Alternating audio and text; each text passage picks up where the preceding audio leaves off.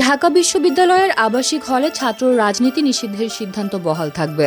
বিশ্ববিদ্যালয়ের উপাচার্য অধ্যাপক ডক্টর নিয়াজ আহমেদ খান আন্দোলনরত শিক্ষার্থীদের বলেন, 2024 সালের 17 জুলাই নেওয়া হল রাজনীতি নিষিদ্ধের সিদ্ধান্ত অপরিবর্তিত থাকবে। তিনি জানান, প্রতিটি হল প্রশাসন এই নীতিমালা অনুযায়ী প্রয়োজনীয় ব্যবস্থা গ্রহণ করবে। পাশাপাশি ছাত্রদলের সদ্য ঘোষিত হল কমিটি নিয়ে সংগঠনের নেতাদের সঙ্গে আলোচনা করার আশ্বাস দেন। তবে উপাচার্যের এই ঘোষণাকে আন্দোলনরত শিক্ষার্থীরা প্রত্যাখ্যান করেছে।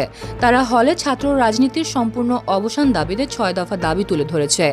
দাবি অনুযায়ী কেন ছাত্রদলের কমিটি দেওয়া হলো তার ব্যাখ্যা দিতে হবে। 24 ঘন্টার মধ্যে ছাত্রদল, ছাত্র শিবির, বাকছাস, বাম ছাত্র সংগঠন সহ সব গুপ্ত কমিটি বিলুপ্ত করতে হবে। এছাড়া বিশ্ববিদ্যালয়ের হল ও একাডেমিক এলাকায় রাজনৈতিক সব কর্মকাণ্ড নিষিদ্ধ করার পূর্ণাঙ্গ রূপরেখা দিতে হবে। একই সঙ্গে 24 ঘন্টার মধ্যে সব হল কমিটি বিলুপ্ত এবং প্রভোস্টদের ব্যর্থতার দায় স্বীকার করে ক্ষমা চাইতে হবে। দ্রুত ডাকসু নির্বাচন বাস্তবায়নের কথাও বলা হয়েছে তাদের দাবিতে।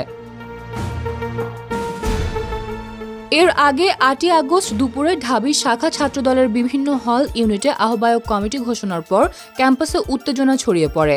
হল পর্যায়ে রাজনীতি নিষিদ্ধ থাকা সত্ত্বেও প্রকাশ্যে কমিটি ঘোষণায় শিক্ষার্থীদের মধ্যে ক্ষোভ দেখা দেয়। প্রথমে রোকেয়া হলে আন্দোলন শুরু হলে তা অন্যান্য হলে ছড়িয়ে পড়ে।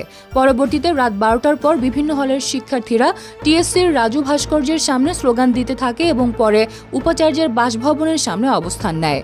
পরিস্থিতি নিয়ন্ত্রণে বিশ্ববিদ্যালয় প্রশাসন কঠোর অবস্থান নেওয়ার পাশাপাশি শিক্ষার্থীদের দাবিগুলো নিয়ে আলোচনা করার প্রতিশ্রুতি দিয়েছেন।